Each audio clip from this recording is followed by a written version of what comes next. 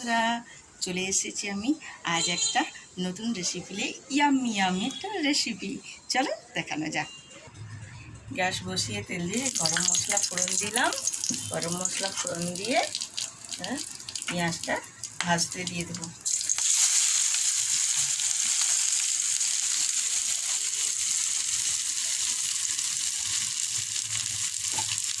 পেঁয়াজটা ভাজতে দিয়ে দিলাম। আর পেঁয়াজটা ভাজা হোক, পেঁয়াজটা ভাজা হতে হতে আমি আদা রসুনটা বেটে নিই। পেঁয়াজটা ভাজা ভাজা হয়ে গেছে, এবার আদা রসুন বাটা অ্যাড করে দিলাম। আদা রসুন পেঁয়াজ তিনটা ভালো করে ভাজিয়ে নিয়ে লাল লাল করে ভাজা হয়ে গেলে তারপর গুঁড়ো মশলাগুলো অ্যাড করব। আদা পেঁয়াজ রসুন ভাজা ভাজা হয়ে গেছে, আমি তার মধ্যে টমেটোটাও অ্যাড করে দিয়েছিলাম। এবারে গুঁড়ো মশলাগুলো অ্যাড করে দেব। লঙ্কা গুঁড়ো, হলুদ গুঁড়ো, কাশ্মীরি লঙ্কার গুঁড়ো, জিরে গুঁড়ো, ধনা গুঁড়ো আর নুন সবগুলো গুঁড়ো মশলা অ্যাড করে দিলাম। অ্যাড করে দিয়ে একটু ভেজে নিলাম যতক্ষণ না তেল ছেড়ে যাচ্ছে মশলা থেকে তেল ছাড়া না পর্যন্ত একটু মশলাটা ভালো করে ভেজে নিই।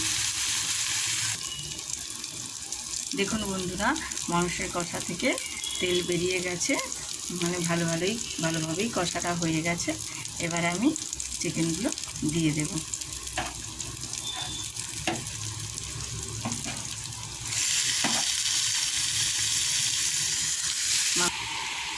এবারে চিকেনটা দিয়ে ভালো করে মশলার সাথে কষিয়ে নেব।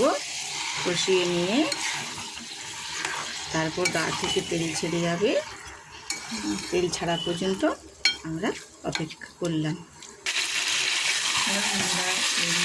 এবারে দেখো মশলা গা থেকে তেল ছেড়ে চলে এসেছে। এবার আমি আর একটু নেড়ে নিয়ে এবার একটু অল্প জল দিয়ে ঢাকা দিয়ে দেব। তারপর আবার ফিরে আসি। তো বন্ধুরা দেখো, আমার চিকেন কষা হয়ে গেছে কমপ্লিট। এবার আমি সবাইকে সার্ভ করে দেব।